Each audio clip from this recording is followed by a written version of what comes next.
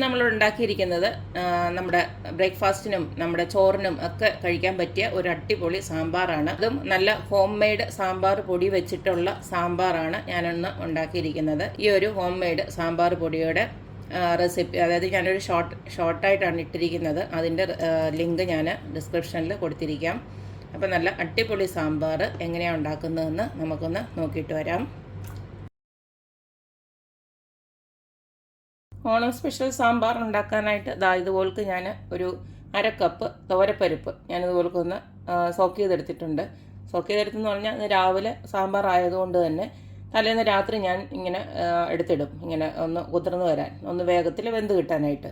പിന്നെ നമുക്ക് വേണ്ടത് കുറച്ച് പച്ചക്കറികളാണ്. പച്ചക്കറികൾ നിങ്ങൾക്ക് ഇഷ്ടമുള്ള എന്ത് വേണമെങ്കിലും ഈ സാമ്പാറിന് വേണമെങ്കിൽ ചേർക്കാം. ഞാനിപ്പോൾ എടുത്ത് വെച്ചിരിക്കുന്നത് ഒരു ഉരുളക്കിഴങ്ങുണ്ട്, ഒരു ക്യാരറ്റുണ്ട്, പിന്നെ കുറച്ച് നമ്മുടെ മുരിങ്ങയ്ക്കയുണ്ട്, പച്ചമുളക്, വഴുതനങ്ങ, പിന്നെ കൊച്ചുള്ളി ചേർക്കുന്നതാണ് സാമ്പാറിന് ഏറ്റവും രുചികരമായിട്ടുള്ളത്. പിന്നെ നമ്മൾ ഈ സാമ്പാർ ആയതുകൊണ്ട് തന്നെ ഉരുളക്കിഴങ്ങും നമ്മുടെ പരിപ്പൊക്കെ ചേർക്കുന്നതായതുകൊണ്ട് തന്നെ ഞാൻ കുറച്ച് ഒരു 4-5 അല്ലി വെളുത്തുള്ളിയോടെ ഞാൻ ചേർക്കുന്നുണ്ട്. ഇനി ഇതെല്ലാം കൂടെ ഒന്ന് അരിയുന്ന സമയം കൊണ്ട് നമുക്ക് ഇതൊന്ന് വേവിക്കാനായിട്ട് വെക്കാം. നമ്മുടെ ഈ തുവരപ്പരിപ്പ് ഞാൻ പരിപ്പ് താണ്ടി ഒരു പ്രഷർ കുക്കറിനകത്തോട്ട് ഇട്ടിട്ടുണ്ട്. ഇത് ഞാൻ ഇതിനകത്തോട്ട് കുറച്ച് വെള്ളം ഒഴിച്ച് കൊടുക്കുകയാണ്.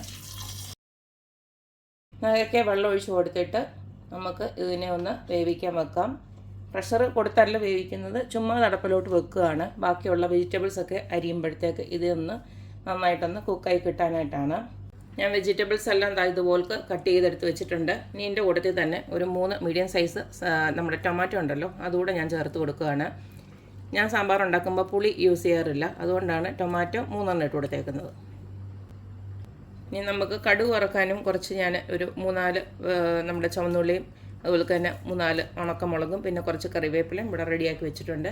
ഇനി നമുക്ക് ഇതെല്ലാം കൂടെ ആദ്യമേ ഒന്ന് കുക്കറിനകത്തിട്ട് വേവിച്ചെടുക്കാം. തുവരപ്പരിപ്പ് ഞാൻ ഓൾറെഡി കുക്കറിനകത്ത് ഇതുപോലൊക്കെ ഒന്ന് വേവിക്കാൻ വെച്ചു. ഒരു 10 മിനിറ്റോളം ആയി കാണും. ഇതിപ്പം വെന്തുടഞ്ഞിട്ടുണ്ട്, കണ്ടില്ലേ? ഇതുപോലെ വെന്തുടഞ്ഞു കഴിഞ്ഞാൽ നമ്മുടെ സാമ്പാറിനെങ്കിൽ നാച്ചുറലി ഒരു കൊഴുപ്പും വരും. അപ്പോൾ നമുക്ക് ഇനിയും ഈ വെജിറ്റബിൾസ് എല്ലാം ഇതിനകത്തോട്ടൊന്ന് ആഡ് ചെയ്യാം. ഈ സമയം നമുക്ക് സാമ്പാറിന് ആവശ്യമായിട്ടുള്ള വെള്ളം കൂടെ കുറച്ചുകൂടെ ഒന്ന് ഒഴിച്ചു കൊടുക്കാം. ഇതിലേക്ക് നമുക്ക് കുറച്ച് ഉപ്പും മഞ്ഞൾപ്പൊടിയോടെ ഇട്ട് കൊടുക്കാം. സാമ്പാർ പൊടിക്കകത്ത് ഓൾറെഡി നമ്മൾ മഞ്ഞൾപ്പൊടി ചേർക്കുന്നതാണ്, എന്നാലും ഇതിലേക്കൂടെ ഇത്തിരി കൂടെ ഞാൻ മഞ്ഞൾപ്പൊടി ഇട്ട് കൊടുക്കുന്നുണ്ട്. 1 ടീസ്പൂൺ വരെ നമുക്ക് ഉപ്പിട്ട് കൊടുത്തിട്ടുണ്ട്. ഇതിലേക്ക് ഒരു 1/2 ടീസ്പൂണ് മഞ്ഞൾപ്പൊടി ഇട്ട് കൊടുക്കാം. ഇതെല്ലാം കൂടെ ഒന്ന് മിക്സ് ചെയ്തെടുക്കാം. വെള്ളം ഇതുപോലക്ക് ഇങ്ങനെ നികയൊക്കെ കിടക്കണം. നമുക്ക് അടച്ചു വെച്ച് ഒരു 4-5 വിസിൽ വരെ, അത് ഈ നമ്മുടെ കഷ്ണത്തിൻ്റെ വേവ് അനുസരിച്ചിരിക്കും. ഞാനിപ്പോൾ ഇട്ട് കൊടുത്തതിനകത്ത് വലുതായിട്ട് വേവുള്ള കഷ്ണങ്ങളൊന്നുമില്ല. ഈ ചേനയൊക്കെ ഇട്ട് കൊടുക്കുന്നവരുണ്ടോ, അതിന് ഇച്ചിരി കൂടെ വേവ് കാണും. അപ്പോൾ അതനുസരിച്ചിട്ട് നിങ്ങൾ വേവിച്ചെടുക്കണം. ഞാനൊരു 5 വിസിൽ വരെ വേവിക്കാൻ വെക്കുകയാണ്. ഇനിയും അത് കഴിഞ്ഞിട്ട് നമുക്ക് കടുക് വറുത്ത് ചേർക്കാം. സാമ്പാർ കഷ്ണങ്ങളൊക്കെ ഞാൻ വേവിച്ച് മാറ്റിയിട്ടുണ്ട്. ഒരു 5 വിസിൽ വരെ വേവിച്ചെടുത്തിട്ടുണ്ട്. ഇനി നമുക്ക് കടുക് വറക്കാനായിട്ട് ഇതുപോലൊരു പാൻ അടപ്പിലോട്ട് വെച്ചിട്ടുണ്ട്. ഇതിലേക്ക് കുറച്ച് വെളിച്ചെണ്ണയാണ് ഒഴിച്ചു കൊടുക്കുന്നത്. വെളിച്ചെണ്ണയോ സൺഫ്ലവർ ഓയിൽ ഏതാണെങ്കിലും കുഴപ്പമൊന്നുമില്ല. എണ്ണ ചൂടായി വരുന്നോടനെ നമുക്ക് കടുക് ഇട്ട് പൊട്ടിക്കാം. കടുക് ഇതുപോലക്ക് പൊട്ടി വരുന്നോടനെ ചുവന്നുള്ളിയും അതുപോലെ തന്നെ കറിവേപ്പിലയും അതുപോലെ ഉണക്കമുളക് കൂടെ ഇട്ട് കൊടുക്കുകയാണ്. ഉള്ളിയെല്ലാം ഇതുപോലക്ക് മൂത്ത് വന്നിട്ടുണ്ട്. ഈ സമയം തീ നല്ലതായിട്ട് കുറച്ച് വെച്ചതിന് ശേഷം നമ്മുടെ നേരത്തെ റെഡിയാക്കി വെച്ചിരിക്കുന്ന സാമ്പാർ പൊടി ഉണ്ടല്ലോ, ഹോം മെയ്ഡ് സാമ്പാർ പൊടി, അത് ഞാൻ അങ്ങോട്ട് ഇട്ട് കൊടുക്കുകയാണ്. അത് നിങ്ങളുടെ സാമ്പാറിൻ്റെ ഇതനുസരിച്ചിട്ട് ഞാനിപ്പോൾ ഒരു 2 ടേബിൾ സ്പൂണാണ് ഇട്ട് കൊടുത്തേക്കുന്നത്. അതുപോലൊക്കെ ഒരു നല്ല കളറിന് വേണ്ടിയിട്ട് ഞാൻ കുറച്ച് കാശ്മീരി ചില്ലിയോട് ഇട്ട് കൊടുക്കുകയാണ്.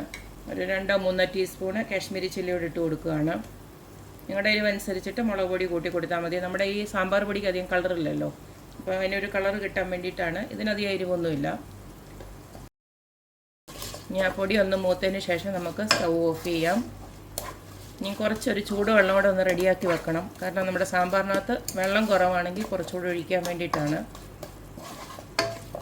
സാമ്പാറിൻ്റെ കഷ്ണങ്ങളൊക്കെ വെന്തിട്ടുണ്ട്. ഇപ്പം നമുക്ക് ഈ ഒരു കടുക് വറുത്തതിനകത്തോട്ട് ആ സാമ്പാറിൻ്റെ കഷ്ണം ഒന്ന് ഒഴിച്ചു കൊടുക്കാം. നമുക്ക് സ്റ്റൗവൊക്കെ ഒന്ന് ഓണാക്കി ഇതൊന്നും കൂടെ ഒന്ന് ഇളക്കിയെടുക്കുക. ഈ സമയം നമുക്ക് ഉപ്പും എരിവും കായപ്പൊടിയുടെ രുചിയൊക്കെ ഉണ്ടോയെന്ന് നോക്കുക. കഷ്ണമൊക്കെ നല്ലതായിട്ട് വെന്ത് വന്നിട്ടുണ്ട്. എനിക്ക് കഷ്ണം നന്നായിട്ട് വേവുന്ന ഇഷ്ടം, അതുകൊണ്ടാണ്. നിങ്ങൾക്ക് അത്ര വേവണ്ട, ഇത് കഷ്ണമായിട്ട് തന്നെ കിടക്കണമെന്നുണ്ടെങ്കിൽ ഒരു 4 വിസിൽ വരെയൊക്കെ അടിച്ചെടുത്ത് വെച്ചാൽ മതി. ഇതിപ്പോൾ ഇതിനകത്ത് ഇനി എക്സ്ട്രാ വെള്ളം ഒഴിച്ച് കൊടുക്കേണ്ട കാര്യമില്ല. ഇപ്പോൾ ഇതിനകത്ത് വെള്ളമുണ്ട്. ഇൻ കേസ് കുറുകിയിരിക്കുവാണെങ്കിൽ മാത്രം കുറച്ച് വെള്ളം കൂടെ ആഡ് ചെയ്താൽ മതി. കുറച്ച് ഒരു ഉപ്പിൻ്റെ കുറവുണ്ട്, അപ്പം കുറച്ച് ഉപ്പൂടെ ഒരു 1/2 ടീസ്പൂൺ ഉപ്പൂടെ ഇട്ട് കൊടുക്കുകയാണ്. അതുപോലെ തന്നെ കുറച്ച് എനിക്ക് സാമ്പാറിനകത്ത് ഇച്ചിരി കായത്തിൻ്റെ ഒരു രുചി മുന്നോട്ട് നിൽക്കണം. കായത്തിൻ്റെ മണമുണ്ട്, എന്നാലും ഇത്തിരിയോടെ ഒന്ന് മുന്നോട്ട് നിൽക്കാനായിട്ട് ഒരു 1/4 ടീസ്പൂണോളം കായപ്പൊടി ഒന്ന് ഇട്ട് കൊടുക്കുകയാണ്. എരിവൊക്കെ ആവശ്യത്തിനുണ്ട്.